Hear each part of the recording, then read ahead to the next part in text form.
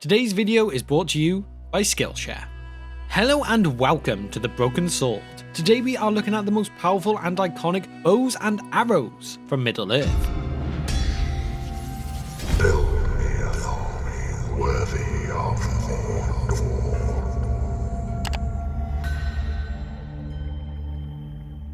In our series so far, we have covered the most powerful and iconic swords and axes, which, if you have missed, please go and check those videos out too. Of course, the links will be in the description below.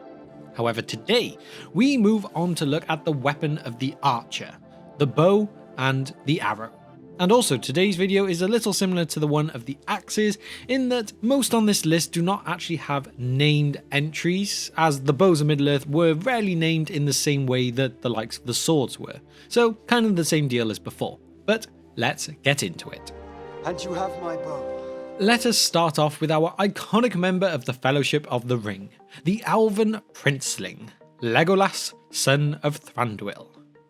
Many kids, myself included here, watched this archer slay numerous enemies in the Lord of the Rings movies with his bow, and ended up going to archery lessons to try and imitate him. His bow was never named itself. However, after the Fellowship left Lorien, he was given the Bow of the Galadrim by Galadriel.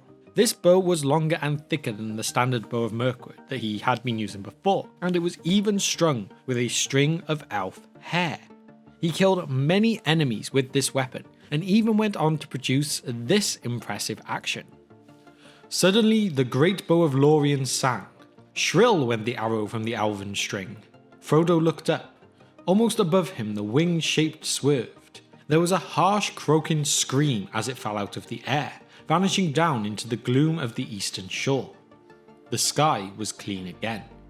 There was a tumult of many voices far away, cursing and wailing in the darkness, and then silence.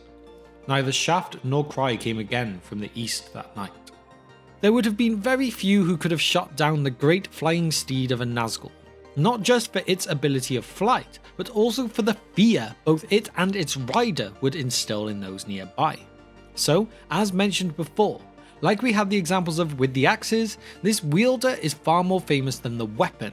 But regardless, Legolas and his bow is definitely a good place to start with our list. Next, we fly back in time to the days of the First Age and the life of Beleg Cuthalion of Doriath. This elf was considered to have been both the best archer and huntsman of his time, and he carried a mighty bow named Balthronding. This bow is really the only named of its kind, and it is hard to argue it does not deserve that honour. It was made of a black yew wood, and he owed his legendary status to this bow. We also need to add something extra here though, and this is with the first bow and arrow combination. For Beleg would also wield an arrow named Duilin to go with Balthronding. The fame of this arrow came from how whenever Beleg would shoot it, it was always recoverable afterwards, undamaged. However, it is also worth noting that this arrow was only ever mentioned in the first version of the Lay of the Children of Húrin, but I still feel like it was at least worth mentioning in a video such as this one. The end fate of both this bow and arrow would be a sad one though, but we shall get to that in a moment. Beleg would spend his time defending the borders of King Thingol until he would leave Doriath to search for his good friend, Turin. And even on this mission, Balthronding came with him. Beleg would come to find Turin, and together they would found the realm of Dor Cuarthal, which meant the land of bow and helm, with Beleg and Balthronding obviously being the bow part of this, and Turin and the legendary dragon helm of Dolomin being the helm part. There would be a sad end for this pair though, for later, when Turin was captured and Beleg went on a rescue mission, Turin would mistake Beleg for an enemy and take his life before realising who his friend was. Thus ended Beleg's strongbow, truest of friends, greatest in skill of all that harboured in the woods of Beleriand in the elder days, at the hand of him whom he most loved, and that grief was graven on the face of Turin and never faded. Balthronding would be buried beside Beleg when Turin would bury the body after becoming overcome by grief and shame at his actions. And as for the arrow, Duilin, well, this arrow would never break from being shot. It would sadly only break when Beleg fell upon it while carrying Turin's body. So from Beleg helping his friend, not defeating an enemy, But yet again, I will add, this was only ever mentioned in the first version of the story, so I think later on this arrow didn't actually exist. But either way, a sad end for a mighty elf who rightly earned the names of both Beleg Strongbow or Beleg the Archer for all his talents in his life. It is now time to talk to you about today's sponsor, Skillshare. Do you want to learn something new? Well, of course you do. Do you know how to go about doing that? Maybe not. And that is where Skillshare comes into things. With the knowledge of Gandalf, you can go through classes to learn anything from creative writing to painting the natural world to uplift your spirit and your space with plants at home. I mean, come on, that one is surely one Tolkien himself would have loved, or maybe even taught. One of the most intimidating things about taking that step out of your door and trying something new can be having to go to a new place around new people and commit to doing something that same time every week for who knows how long. Well, with Skillshare, you can be in the comfort of your own hobbit hole, sprint through it like Gimli would, or ease your way to the finish line like Legolas. It doesn't matter, you just do you. Personally, myself, I've been looking at the simple character animation class by Fraser Davidson because I have so many great ideas for future videos on this channel to bring to you all, but they do involve skills that I need to learn. And I am just loving doing it. So simple, so easy, and it gives me a chance to be creative in a different way. So if you're anything like me, then Skillshare is worth your time. The first 1,000 of our viewers to sign up using our link in the description will get a 1-month free trial of Skillshare so you can start exploring your creativity today.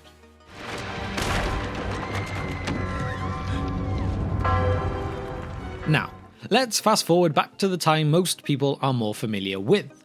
The time of the quest of the Lonely Mountain and the events of The Hobbit. And this is where we will look at the man of Lake Town, Bard the Bowman. Now, having the Bowman after your name must mean you are a pretty good archer, and that is exactly what he was. He was considered to be one of the most skilled archers amongst all men at this time. But it was the arrow that he shot more than the bow that he wielded that became famous. "Arrow," said the bowman. "Black Arrow, I have saved you to the last. You have never failed me, and always I have recovered you. I had you from my father, and he from of old. If ever you came from the forges of the true king under the mountain, go now, and speed well." And with that shot, Bard hit Smaug the dragon in his weak spot and straight into his heart.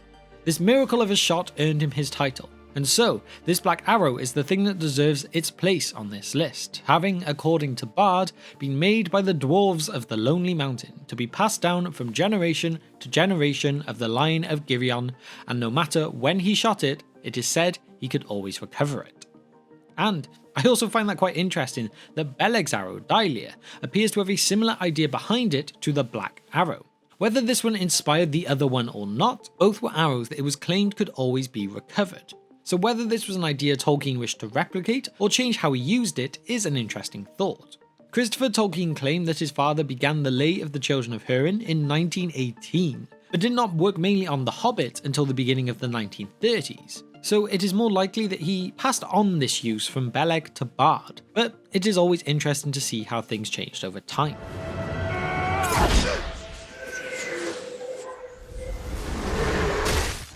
And with that, let us now take a sideways step to look at another arrow. This arrow though was not shot from a bow. No, it was presented as a way of summoning an ally.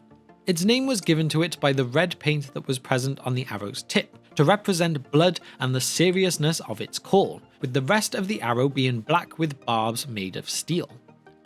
"The red arrow," said Theoden, holding it, as one who receives a summons long expected, and yet dreadful when it comes. His hand trembled. "The red arrow has not been seen in the mark in all my years. Has it indeed come to that? And what does the Lord Denethor reckon that all my strength and all my speed may be?" This arrow was presented by Hurgon, a representative of Gondor, to King Theoden for aid, but this was not the only time this arrow was used. And although it is not clear when the red arrow first came about or from, it is possible it was an age-old tradition of Gondor, or was also possible that its first mention is also when it first started. This is when Earendil of Gondor, along with 5 other messengers, rode north along the Anduin with the aim of seeking out Gondor's allies of old, the Eotheod. Gondor needed help to fight against the Easterlings in 2509 of the Third Age. However, Earendil was the only one to survive this quest, and he presented the red arrow to King Eorl the Young.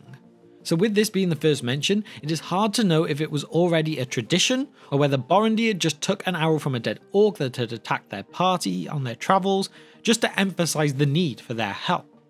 And as a side point here too, there is an awesome fan film here on YouTube called Horn of Gondor that came out a couple of years ago now, and it covers this story. If you enjoy a good Tolkien fan film, I would definitely recommend checking it out. I mean, I thought they did a great job with it.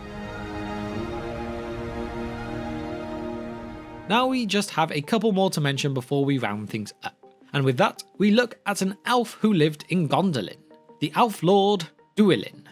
Any information about this elf comes from the Book of the Lost Tales, and sadly there is not too much. What we do know is that he was a chief amongst the House of the Swallow. This house was one of the 12 houses of the Gondolin. The idea of these was one that only really got a mention in early versions of Tolkien's writings, so there is not too much detail on them. However, if you would like me to do a video covering what we do know about this concept, then please leave me a comment of the 12 houses in the comment section below. But anyway, the House of the Swallow were known for being the House of Archers, with Duilin being the surest of the archers of these people. Despite this level of skill put to his name, we do not read much of his achievements. We only get that he falls during the fall of Gondolin, when, as he was firing down arrows upon Melkor's army, Duilin gets struck by a fiery bolt of the Balrogs and falls down from the walls to the outside of the city. So, another entry where we look at the archer more than the bow, but surely the surest of archers from the House of the Archers from Gondolin must mean he wielded a mighty bow to go with his skills.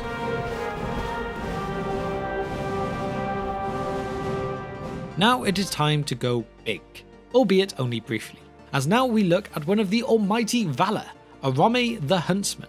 Orome would love to hunt everything, especially all foul creatures and beasts that served Morgoth, and one of his chief weapons was his bow. So although never named like the majority of others, when you have a Valar who wields a bow, it's definitely worth a mention.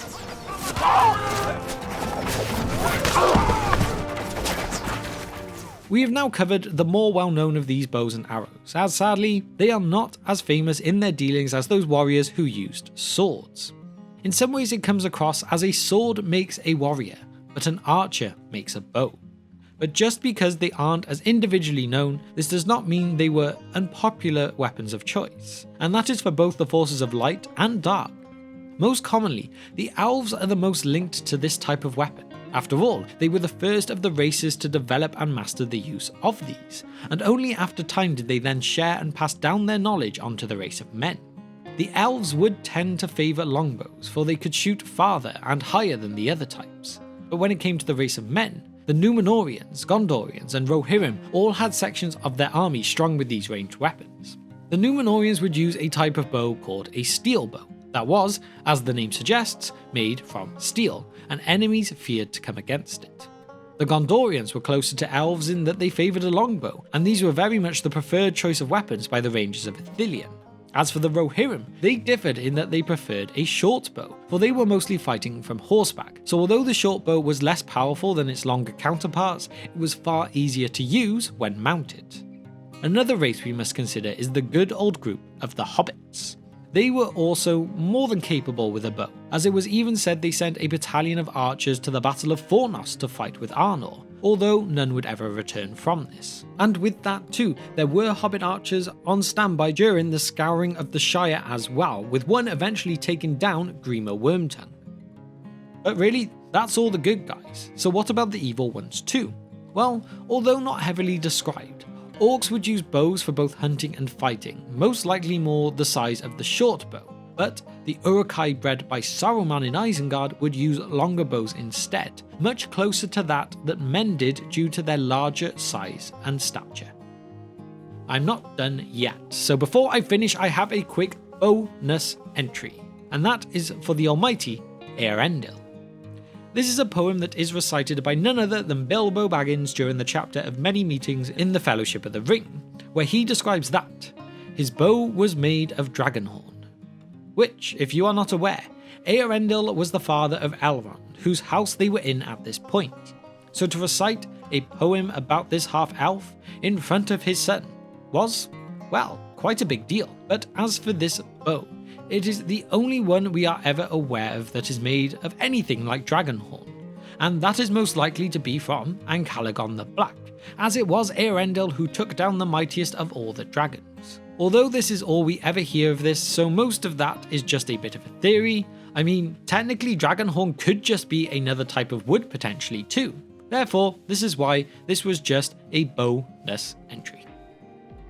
So I hope you all enjoyed this video for today, but now it is time for my question for you all, which is, if you were an archer, which army would you like to be an archer in the most? And let me know why. An elven archer, a ranger, maybe even a hobbit one instead. Please let me know all of your thoughts and reasons below in the comment section.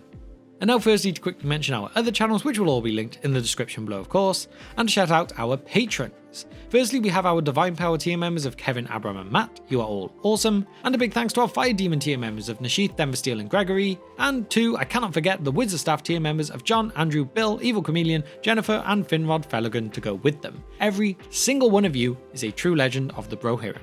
Finally, if you have managed to reach the end of this video with me today and you have enjoyed what you've seen, then please consider hitting that subscribe button, hitting the like button on the video as well, and why not give the video a share if you really did enjoy it. And also remember to use our link in the description below to get a 1-month free trial of Skillshare so you can start exploring your creativity today.